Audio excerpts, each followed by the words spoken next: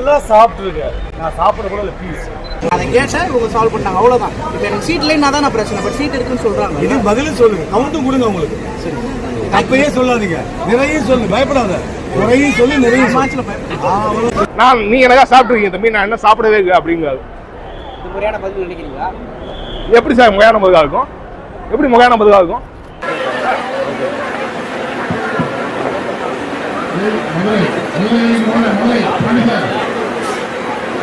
Booking தான் ஏற்ற மாட்டாங்கல்ல, அவர் சார்ஜ் வாங்க போறார். வெயிட் பண்ணுங்க. தப்பா அதுல ஒரு ஓரமாக 19 பேர் ஓரமாக ஏற்றி விடுறேன். வண்டி மாறி வரலாம், ஆனால் சீட் கன்ஃபார்ம். எல்லாத்தையும் ஊருக்கு என்ன தீர்வு சொல்றோமோ பண்ணி.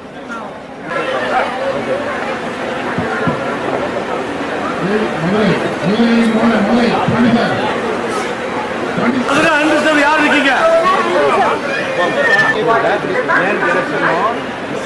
அதிகமா இருக்காங்க எல்லாமே அன்ரிசர்வா சரி, எதுவுமே இல்ல.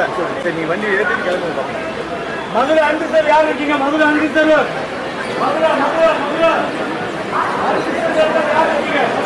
சார் வழி விடுங்க. நம்ம வந்து போமா ஏறி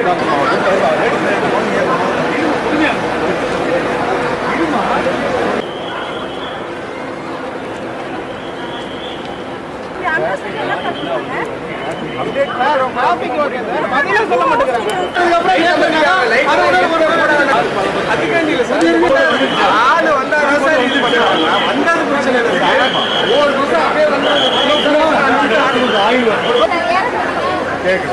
ஆமாமா, புக்கிங் தான் ஏற்ற மாட்டாங்கல்ல. சார்ஜ் வாங்க கொஞ்சம் வெயிட் பண்ணுங்க. அவர் சார்ஜ் வாங்க போறார். வெயிட் பண்ணுங்க. இப்ப 50 பேர் கெப்பாசிட்டினா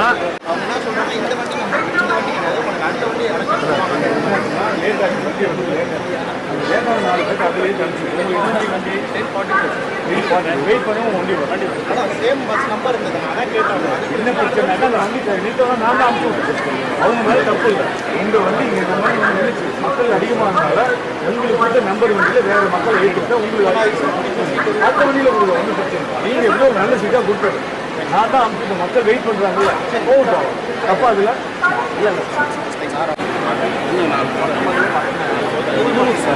ஏற்றி எங்க இருக்கீங்க எல்லாருமே? ஒரு ஓரமாக 19 பேர் ஓரமாக ஏற்றி விடுறேன்.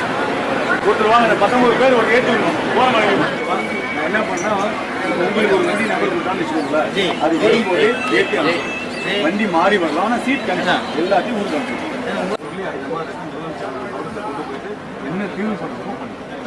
ஏன்னா அவங்களுக்கு தான் கம்மியாக இருக்குது.